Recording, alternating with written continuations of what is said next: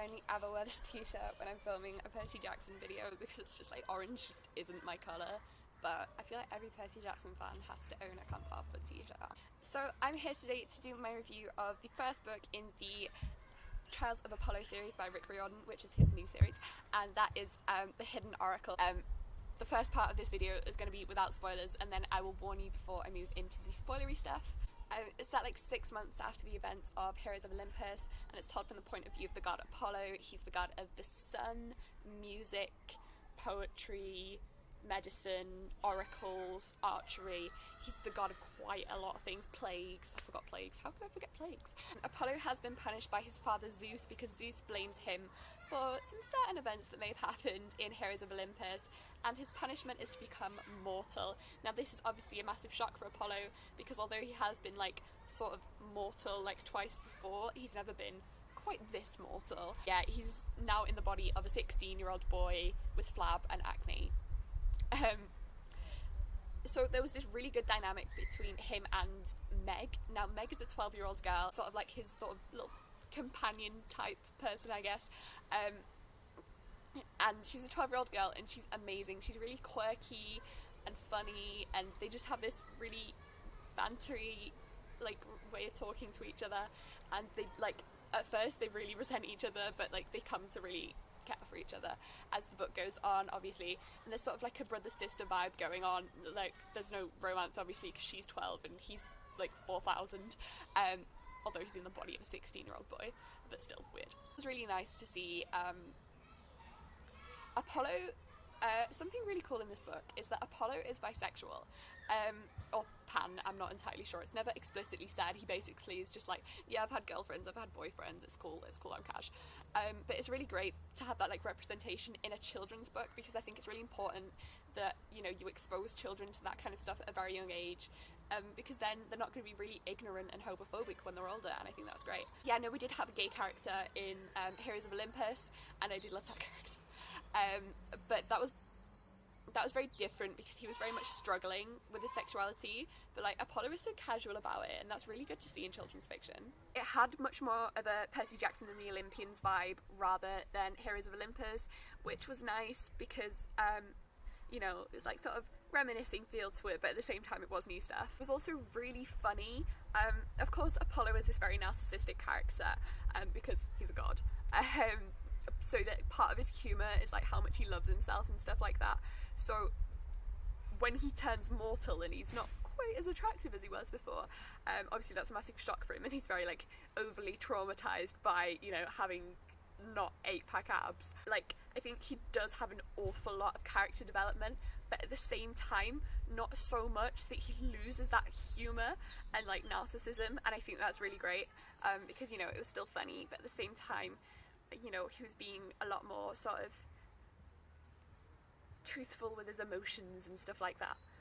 This is going to make me sound incredibly shallow, but I was slightly disappointed that Apollo wasn't attractive in this book, because in my mind Apollo looks like Damon Albarn from Blur, and then this is such a silly complaint because I'm not the target audience of this book. Like it's meant to be all like relatable because it's like 12-year-old boys reading this, and that's probably a good thing because I know like Percy is like really attractive with his sea green eyes and dark hair and all that, but yeah, it's just part of the reason I love Apollo so much, and he's my favourite character from the entire Percy Jackson series along with Nico and Percy.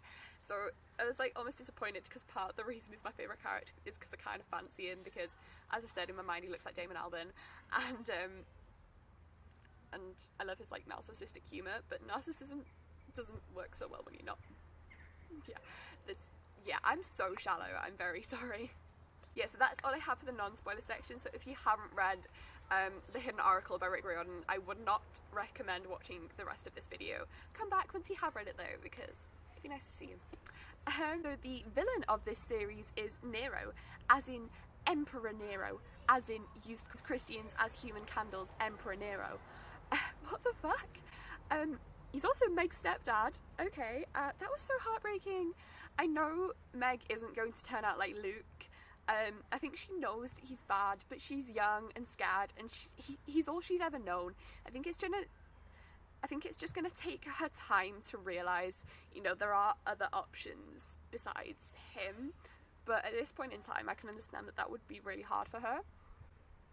Oh my god, Nico and Will, they're together! Oh my god! I wasn't sure whether they'd actually be together, because I know it was like very heavily implied at the end of Blood of Olympus, but I thought it might just sort of be the stuff of fan fiction.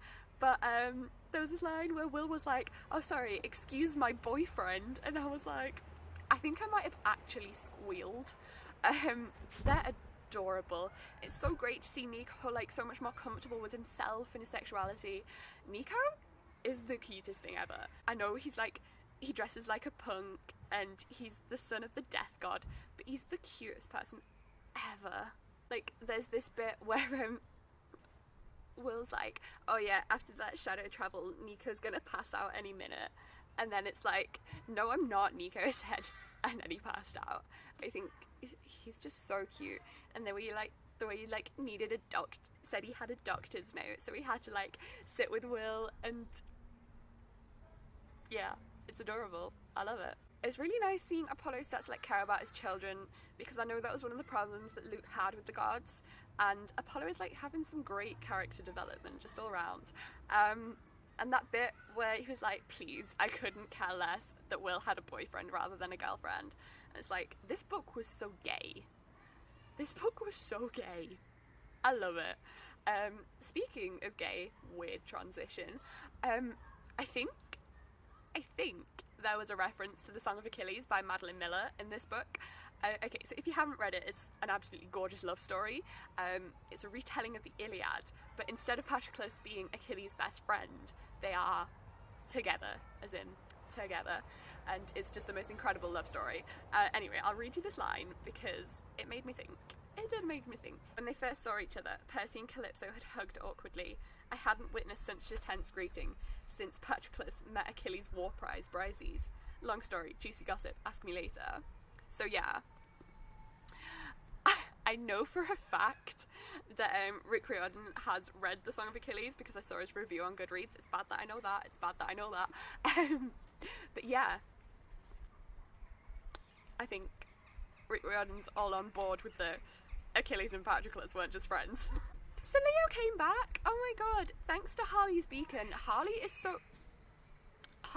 so cute, and we got that very awkward reunion with Percy and Calypso, which I've been wanting for ages. I don't know why I've been wanting that so much, but I just have. And Leo and Calypso going with Apollo to do, you know, whatever this quest thingy is he's doing, because I want to see more of him and Calypso, because I feel like they're really cute, and I hope they find Meg soon.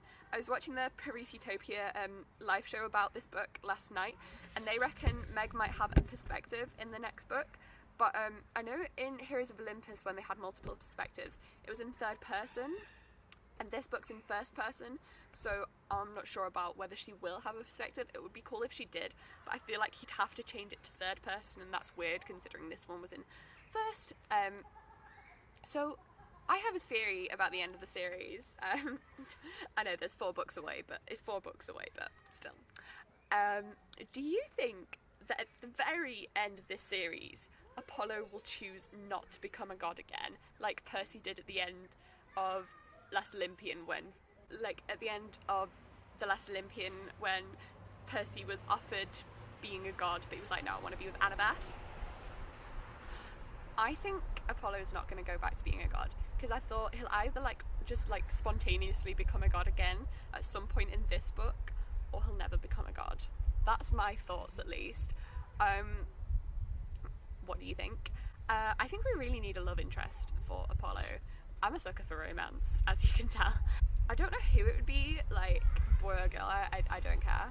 I did love that line where it's like, I think I'm going to steal this person from this person. I can't remember the line. So I know a lot of people have been talking about, like, will Meg be his love interest? And, like, at present, that's weird because she's 12.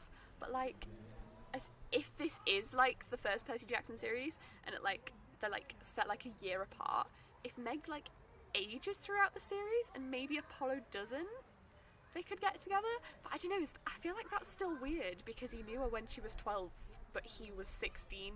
Thought technically he's 4,000. I don't know, I just really want some more romance in this series.